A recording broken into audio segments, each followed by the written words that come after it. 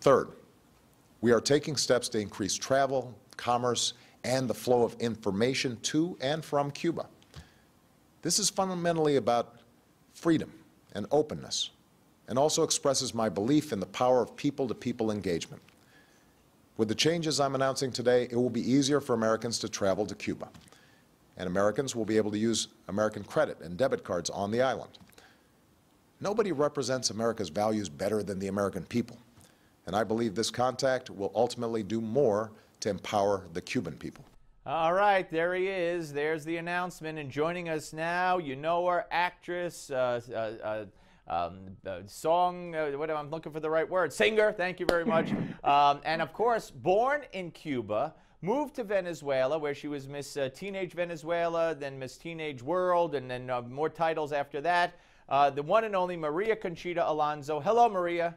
Hey, Steve. How are you doing? I am fine, and most importantly, in addition to all your great films and acting and singing and events and plays, you're an activist. You're not afraid to say what you think when it comes to people like, you know, the late Hugo Chavez in Venezuela, and the country you lived in and were born in Cuba, Castro. You're not afraid to tell it like it is. So what do you think of what you just heard from the president? Listen, it is very, I think he has heard democracy to be open in Cuba very much. He that I know of, you know, I mean, if you're going to exchange someone, I think that's a good human right thing to do. But, you know, there were 5 Cuban spies. Now they're all back in Cuba, and there's 1 American coming back.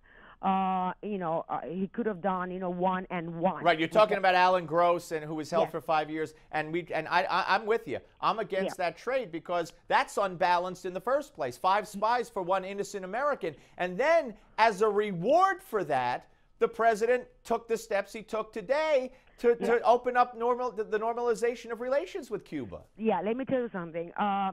I really don't understand how people can go to Cuba and vacation when the people of Cuba are starving, they are tortured, they're put in jail, they are hit on the streets just because. Just by doing what it should be, you know, respected all over the world, which is speak, you know, that's a right to speak what you're against, you know.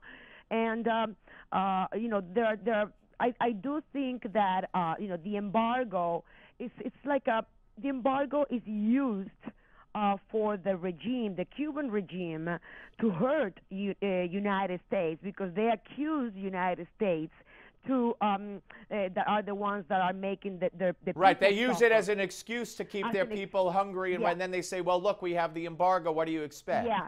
So, but that I know that they do. You know, Cuba does a lot of business with a lot of countries, even with Israel, with Italy, with Canada.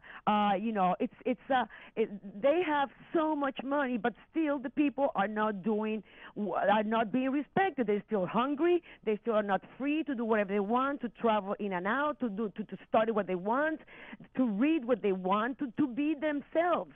So this is hurting more because now they're bringing more money to the Cuban regime, not to the people.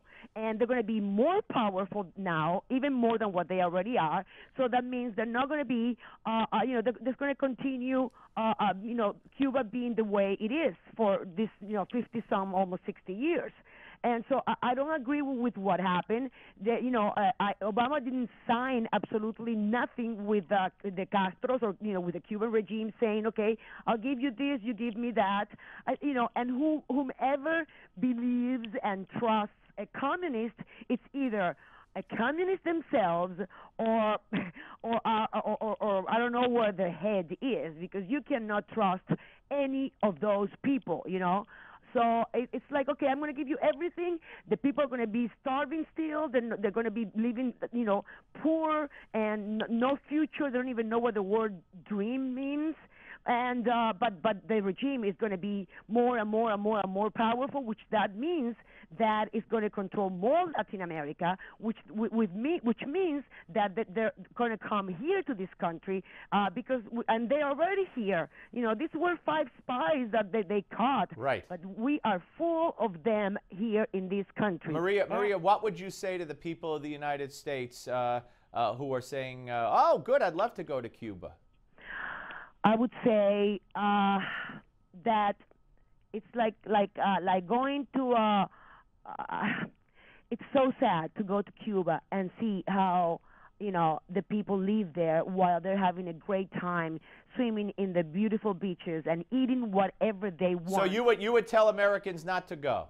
I would tell Americans not to go until a change is brought, until the Cuban people are free again and live under democracy and have the rights to speak up and have the rights to live the way we all live in this country and in other countries. So Maria, you said anybody who trusts a communist is either a communist themselves and you didn't finish that. So what do you believe? What do you believe about Obama? Is he a communist?